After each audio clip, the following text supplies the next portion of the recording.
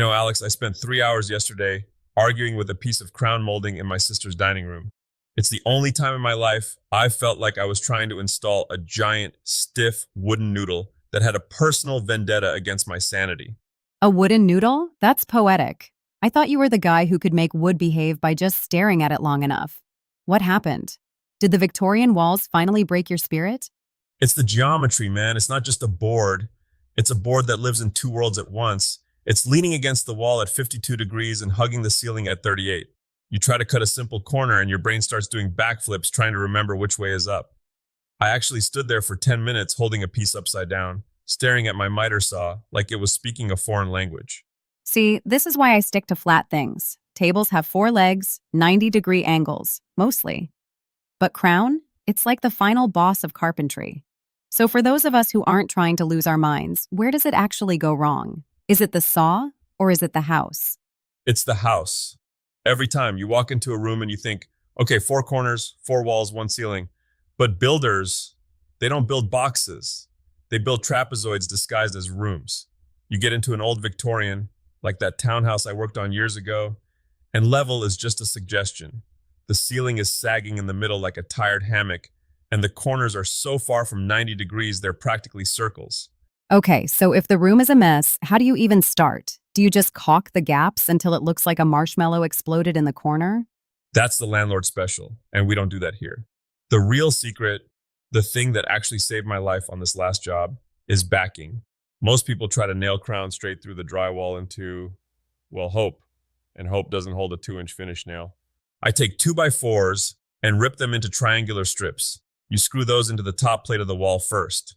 Now, instead of hunting for a stud through a layer of plaster and prayer, you've got a solid shelf of wood running the whole length of the room. You can fire a nail anywhere and it bites. It turns the whole installation from a wrestling match into a victory lap. That makes sense. It gives you a landing zone. But even with backing, you still have to deal with the upside down and backwards thing at the saw. Every time I see someone cutting crown, they look like they're performing an exorcism. It's because crown is sprung. It sits at an angle. If you lay it flat on the saw, you have to do compound miters, tilting the head of the saw and swinging the arm. That's where the math kills you.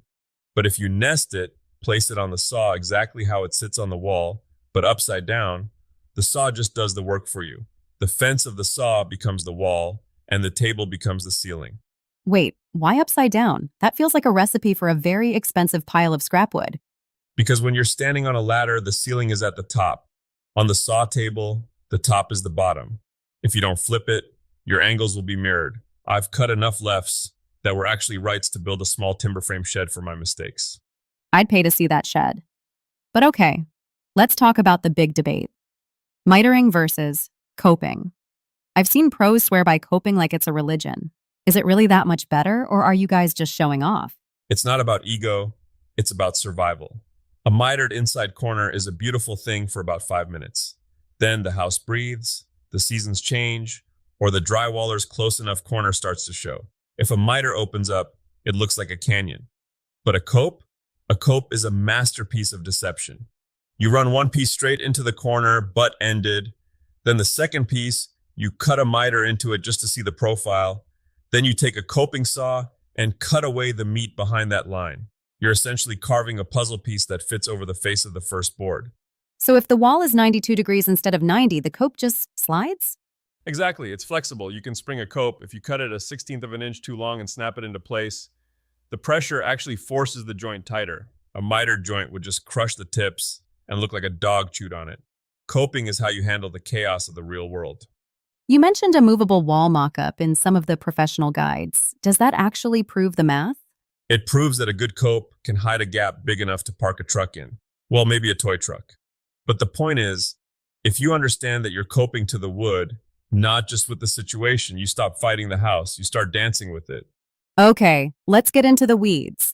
What about the wavy walls?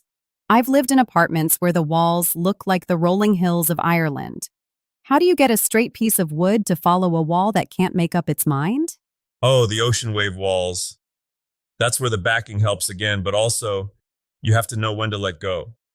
If you try to force a piece of crown to hug every dip in a bad wall, The top edge of the crown is going to look like a roller coaster against the ceiling. Sometimes you just have to bridge the gap and let the caulk do the heavy lifting in the shadows.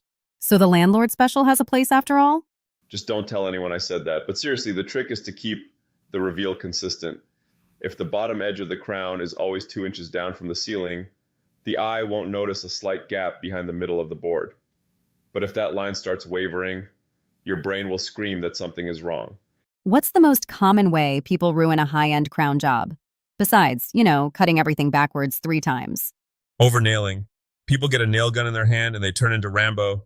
They fire 20 nails into one 6-foot stretch, and now you have 20 holes to fill, sand, and paint. If you've got that backing I talked about, you only need a nail every 16 inches or so. Let the wood be wood.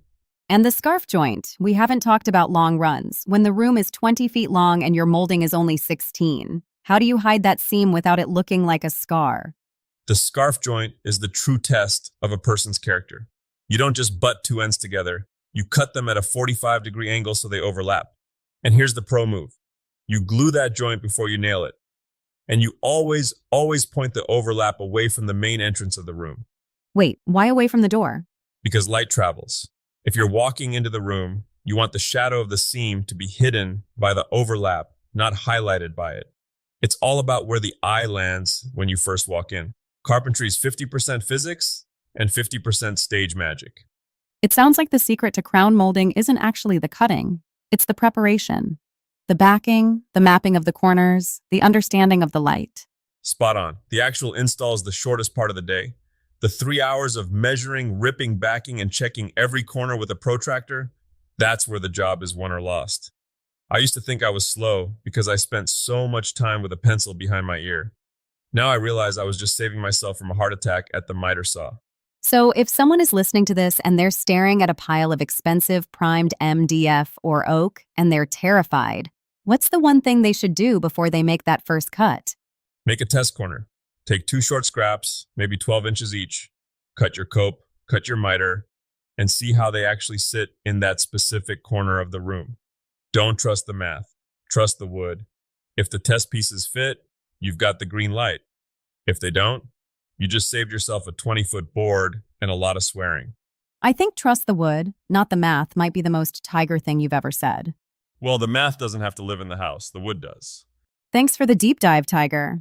I feel slightly less intimidated by the wooden noodles now. Next time, can we talk about why my table saw keeps trying to kick back boards like a grumpy mule? That's a whole different kind of wrestling match, Alex. We'll get into that next week. Just remember, folks, if the corner isn't square, don't blame the wall. Just cope with it. Oh, terrible. Truly terrible. I had to do it once, just once.